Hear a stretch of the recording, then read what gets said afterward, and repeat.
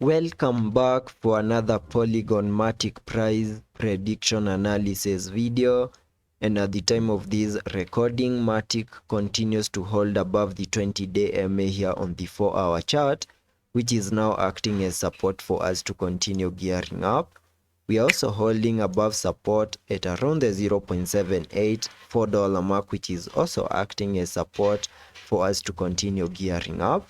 And all this is playing out after seeing a breakout to the upper side of this descending trend line that I had here on the charts. And after seeing the breakout to the upper side, you can see we continued seeing higher prices in a move that managed to flip resistance into support, giving us a high above the $0.8191 mark. Matic has also continued to obey the Elliot wave structures.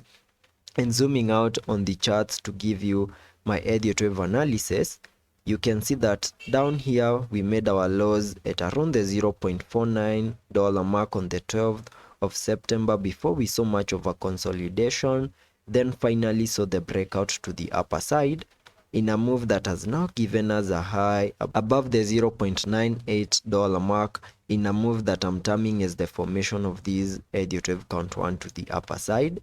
And after seeing the formation of that first wave, whatever we expect next is a bit of a corrective structure in the formation of this wave 2. And the minimum target areas for the second wave I have highlighted on the charts using this red target area, which is an area that we have now fully maximized. And this is an area that I came up with by connecting the fibs from the low of the first wave to the high of that wave 1, giving me a minimum pullback target area between the fib level 0.382 and the fib level 0.618, which is an area that we almost fully maximized, and there are high chances that we now have a low in place for that wave 2. And in the next coming hours, Matic can continue seeing higher prices and get even more impulsive, breaking above significant areas of resistances in what we can term as the formation of this wave 3. And the minimum target areas for the third wave can be given by connecting the trend-based Fibonacci from the low of the first wave to the high of that wave 1, then dragging the fibs to the low of the second wave, giving me a minimum target area for the third wave at the fib level 1.618, and that is above the $1.5307 mark, which is the minimum that we can expect that wave 3 to the upper side to do.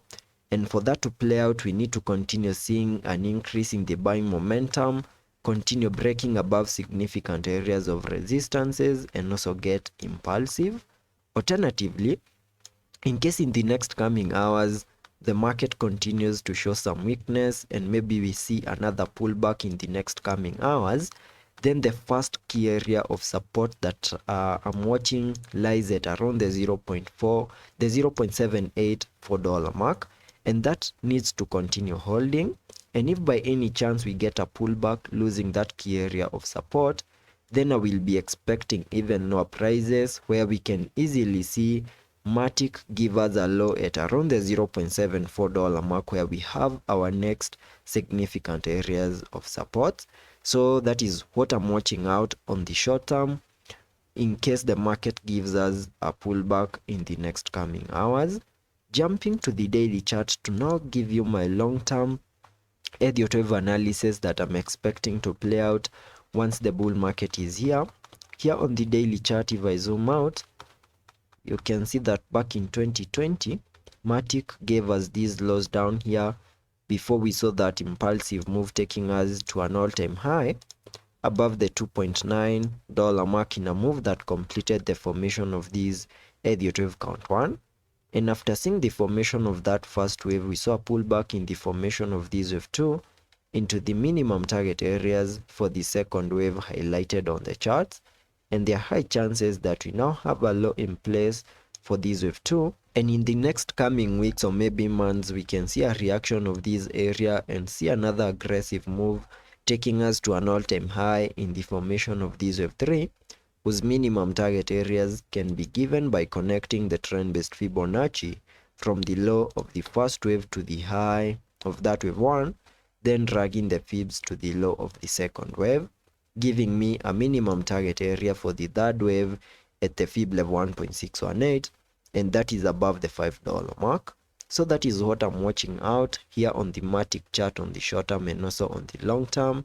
And I hope that video was of much help to you, and I hope to catch you in the next one.